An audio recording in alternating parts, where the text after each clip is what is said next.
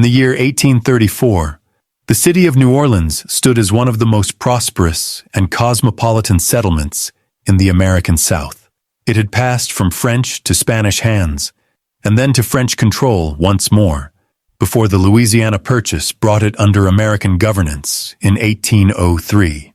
By the 1830s, it remained a city of profound cultural complexity, where French remained the language of commerce and society among the established families, where Catholic observance shaped the rhythm of daily life, and where the institution of slavery formed the economic foundation upon which the city's wealth was built. The population of New Orleans at this time numbered approximately 49,000 souls. Of these, nearly half were enslaved persons of African descent. Free people of color constituted another significant portion of the population, occupying a peculiar middle position in the rigid social hierarchy. The white population, divided between Creole families of French and Spanish ancestry and newer American arrivals, controlled the city's banks, shipping concerns, and sugar plantations that surrounded the urban center. The French Quarter, known then as it is now, contained the finest residences of the established families. Royal Street, in particular, was home to merchants, planters, and physicians who had accumulated substantial fortunes. The houses along this thoroughfare were built in the Spanish colonial style, with thick walls, interior courtyards, and wrought iron balconies that provided shade from the subtropical heat. Servants' quarters and kitchens occupied separate structures at the rear of the properties, away from the main residence. Marie Delphine Macarty was born in New Orleans in 1787 to parents of considerable social standing. Her father, Louis Barthélemy de Macarty, claimed descent from Irish nobility and held a position of authority in the colonial administration. Her mother, Marie-Jeanne L'Érable, came from a wealthy French Creole family that had prospered in the colony for generations. Delphine, as she was known throughout her life, grew up in a world of privilege, educated in French, trained in the social accomplishments expected of young women of her class, and accustomed from earliest childhood to being attended by enslaved servants. In 1800, at the age of 13, she married Don Ramon de López y Xiangulo, a high-ranking Spanish officer stationed in the city. The marriage followed the customary patterns of her class, arranged to consolidate family connections and social position. The couple had one daughter, but the marriage was brief. Don Ramon died in 1804 while traveling in Havana. The circumstances of his death were recorded as natural, though specific details were not preserved in surviving records. Delphine returned to New Orleans as a young widow with a small child. In 1808, she married again. Her second husband, Jean Blanc, was a prominent banker, merchant, and slave trader. This marriage produced 4 children over the course of its duration. Blanc's business interests were extensive, involving not only banking operations, but also the purchase and sale of enslaved persons, a trade that was both legally sanctioned and highly profitable in this period. The family lived comfortably, maintaining multiple properties and a household staff of enslaved workers. Jean Blanc died in 1816. The cause of death was not unusual for the time. Illness took many lives in a city where yellow fever epidemics occurred with grim regularity, and where sanitation remained primitive by later standards. Delphine, now twice widowed at the age of 29, found herself in control of a considerable estate and the mother of 5 children. In 1825, she married for the 3rd time. Her new husband was Dr. Leonard Louis Nicholas LaLaurie, a physician considerably younger than herself. He was 25 years old at the time of the marriage. She was 38. Dr. LaLaurie had studied medicine in France and established a modest practice in New Orleans. The marriage brought him into a household of substantial means and elevated social position. By all accounts that survive from this period, he was quiet, unremarkable in manner, and devoted to his medical practice. Neighbors and acquaintances later recalled little of distinction about him. The LaLauries took up residence in a grand 3-story mansion at 1140 Royal Street. The property had been purchased in Delphine's name, as was common practice when a widow of means remarried. The house was among the finest in the French Quarter. Its ground floor contained reception rooms with high ceilings and polished floors. The upper floors held private chambers and sitting rooms. The kitchen, laundry, and servants' quarters occupied a separate two-story building behind the main house, connected by a covered walkway across the courtyard. Madame LaLaurie, as she was now known, maintained an active social life befitting her position. She hosted gatherings attended by the city's most prominent families. Her daughters were of marriageable age, and the household was frequently mentioned in the society columns of the local French-language newspapers. Observers from this period described her as a woman of considerable charm, well-dressed, fluent in conversation, and attentive to the social obligations of her class. She attended Mass regularly at the St. Louis Cathedral, contributed to charitable causes associated with the church, and maintained the public appearance expected of a woman in her position. The household staff at the Royal Street Mansion consisted of enslaved persons, as was universal among families of this class. The exact number varied over time, but records suggest that between 1825 and 1834, the LaLaurie household included at least 12 enslaved individuals, and possibly more. They performed the work of cooking, cleaning, laundering, serving at table, maintaining the grounds, and attending to the personal needs of the family members. Their names, ages, and specific duties were recorded only fragmentarily in legal documents and sale records, as was typical of the time. In the late 1820s, certain events began to attract the notice of neighbors and visitors to the LaLaurie home. A lawyer named Montreuil, who lived nearby, later testified that he had observed a young enslaved girl, perhaps 8 or 9 years old, being pursued across the upper balcony of the house by Madame LaLaurie, who held a whip. The child, in apparent terror, ran from one end of the gallery to the other, then climbed onto the roof. What happened next was witnessed by several people in neighboring properties. The girl fell from the roof into the courtyard below. Her body was retrieved later that night, and according to testimony given afterward, buried hastily in a shallow grave beneath the flagstones of the courtyard. This incident came to the attention of local authorities. Under Louisiana law at this time, enslaved persons were classified as property, but certain protections existed on paper, remnants of the French and Spanish legal codes. Excessive cruelty was nominally prohibited, though enforcement was irregular and depended largely on the willingness of witnesses to testify. In this instance, a legal inquiry was conducted. Madame LaLaurie was fined and ordered to forfeit ownership of her enslaved workers. They were to be sold at public auction. The sale took place as required by law.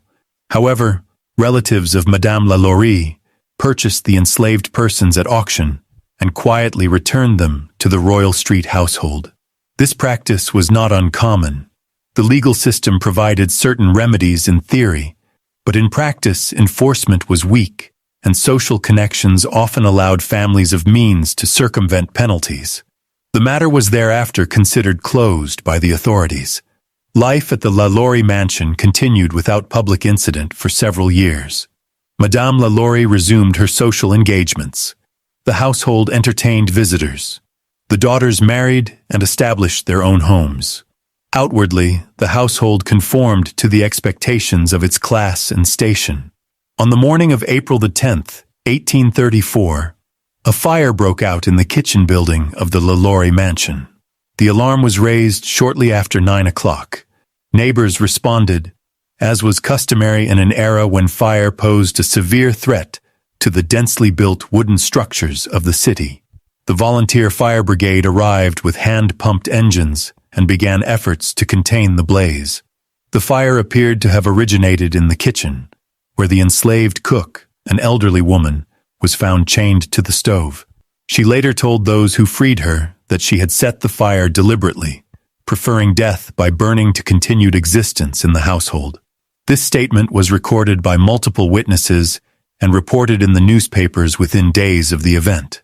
As firefighters and neighbors entered the property to combat the flames and salvage furnishings, attention turned to the locked upper rooms of the kitchen building.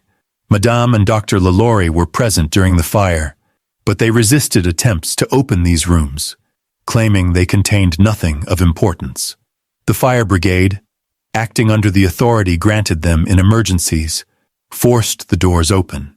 What was discovered in those rooms was documented by numerous individuals present at the scene, including members of the fire brigade, neighbors who had entered to assist, and a magistrate who arrived shortly thereafter to take depositions. The accounts vary in certain details, but they agree on the essential facts. 7 enslaved persons were found confined in the upper rooms. They were restrained by chains attached to the walls. The condition of their bodies suggested prolonged mistreatment.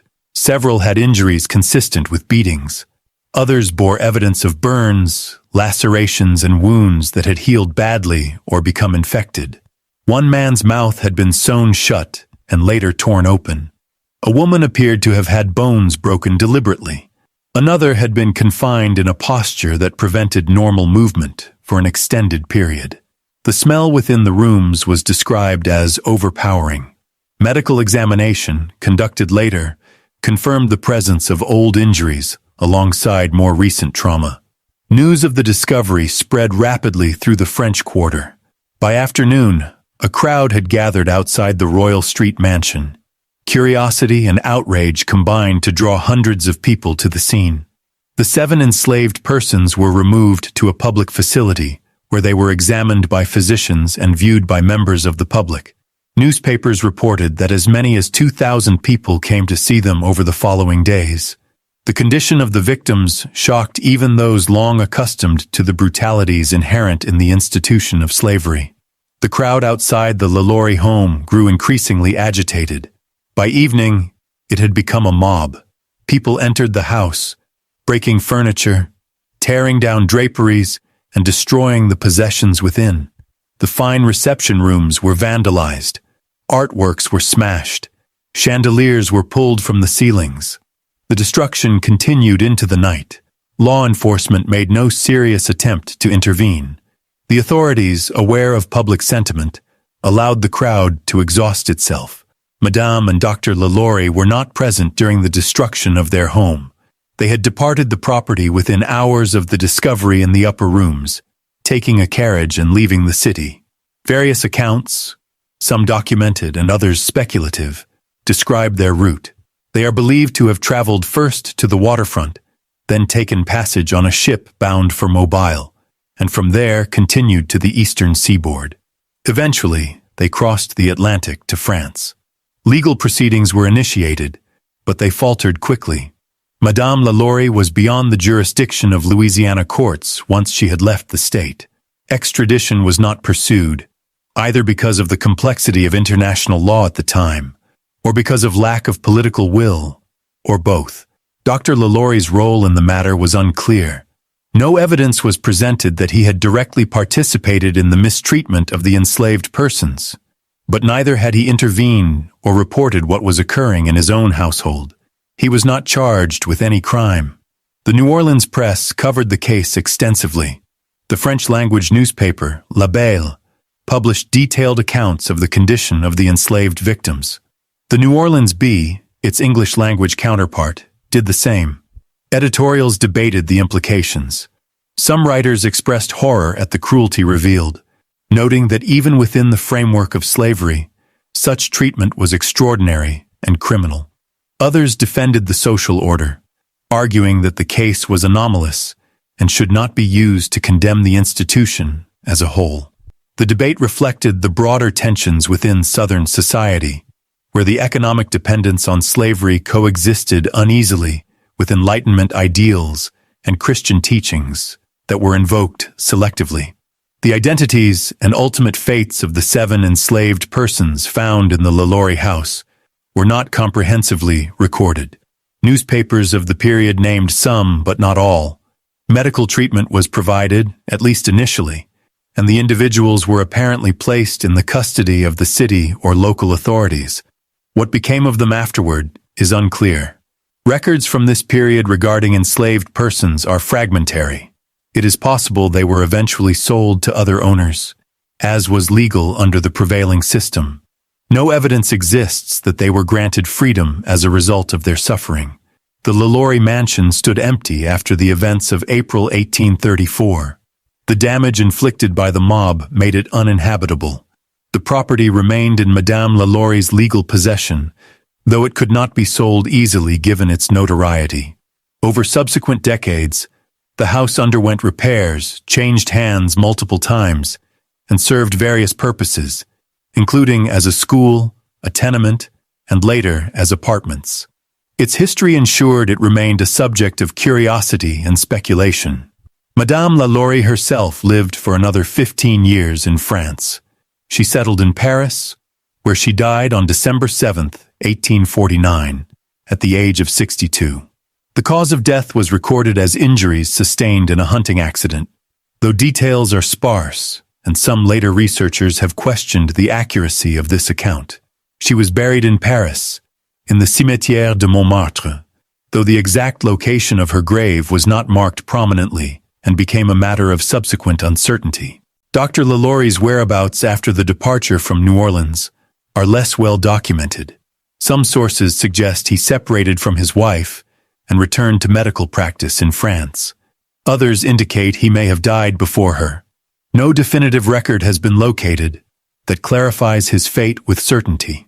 The case of Delphine LaLaurie entered the historical record of New Orleans as one of the most disturbing episodes of the antebellum period.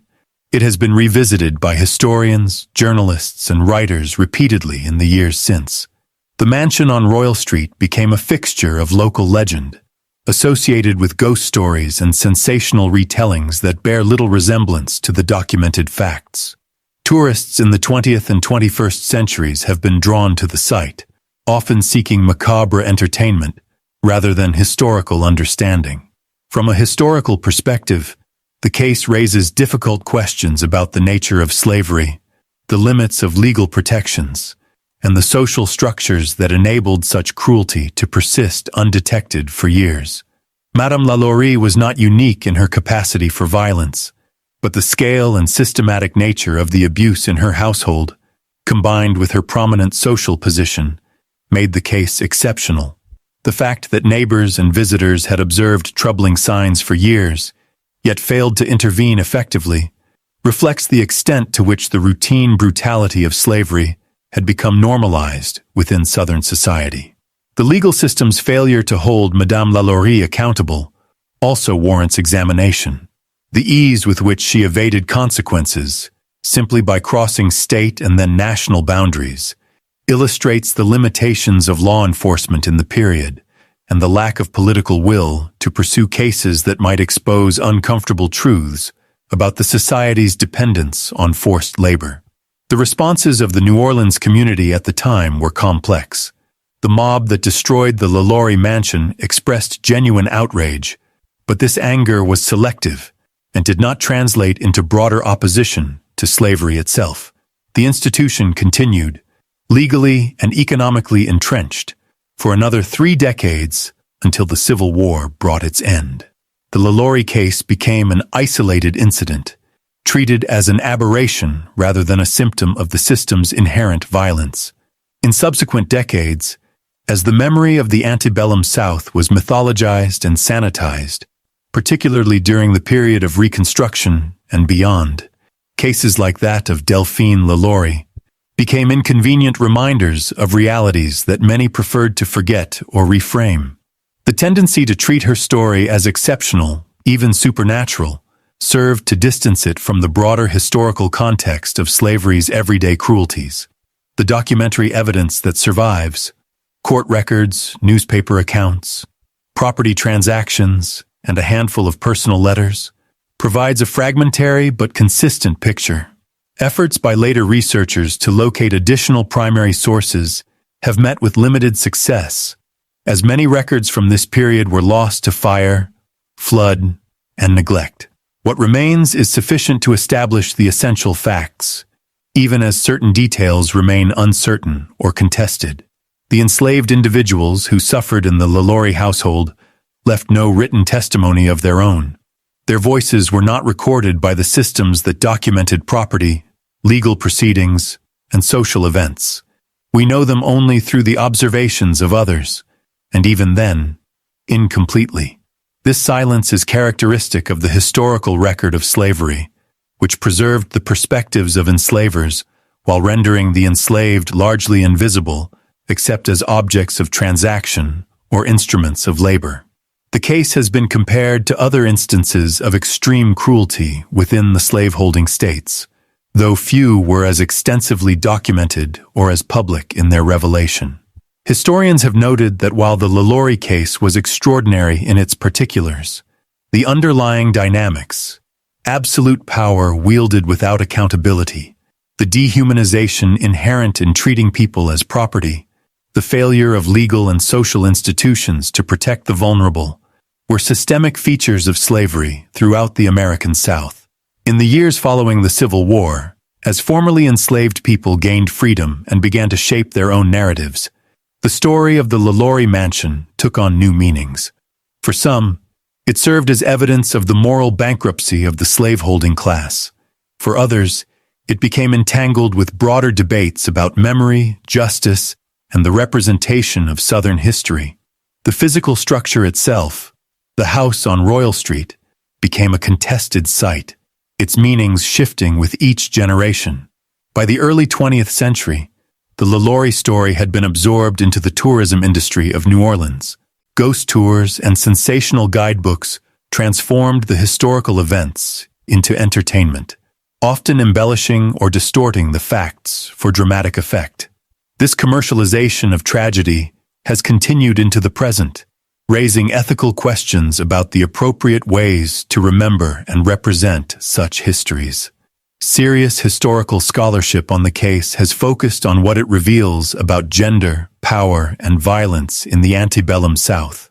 Madame LaLaurie occupied a particular position as a woman of wealth and social standing, yet one whose authority was mediated through her relationships with men and constrained by the expectations of her class and gender.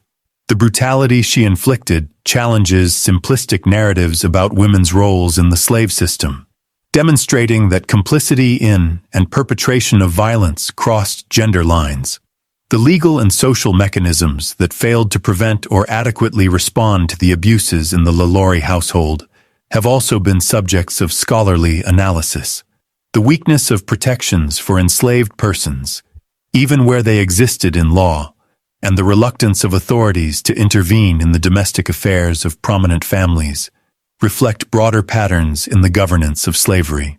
The system depended on the absolute authority of enslavers within their own households, and efforts to regulate or limit that authority were half-hearted at best.